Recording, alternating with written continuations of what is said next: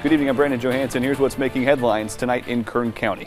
Republican gubernatorial candidate John Cox made a stop in Bakersfield today as we draw closer and closer to Tuesday's midterm elections.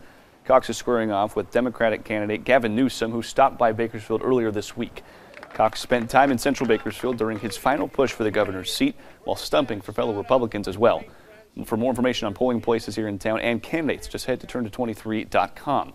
Campaign donations this midterm election are shattering records nationwide.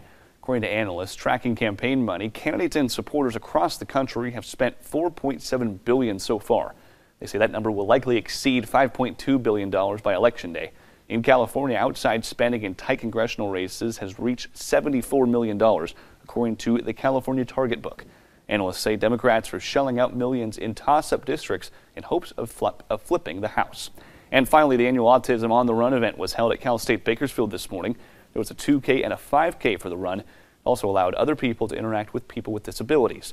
With more and more being diagnosed with autism, the event was all about spreading awareness. A good event there. Time to turn things over to Leah Pizzetti with a look at your forecast. Yeah, taking a look at your Sunday forecast, air quality does worsen ever so slightly. An AQI of 80, that's in the moderate range, and we are starting to monitor our burning restrictions for tomorrow. There are no burning restrictions. However, as usual, burning remains discouraged. Your Sunday highs looking to warm up. 83 degrees expected in Bakersfield. Those lower 80s are about 10 degrees warmer than where we should be for this time of year. Our southern mountains looking at those 70s, 79 for Fraser Park, 75 for Tehachapi, and then our Kern River Valley, we're in those mid 70s, breaking through the lower 80s. Lake Isabella and Kernville both looking at the lower 80s. Good news though, we do look to cool down into the 70s later this week.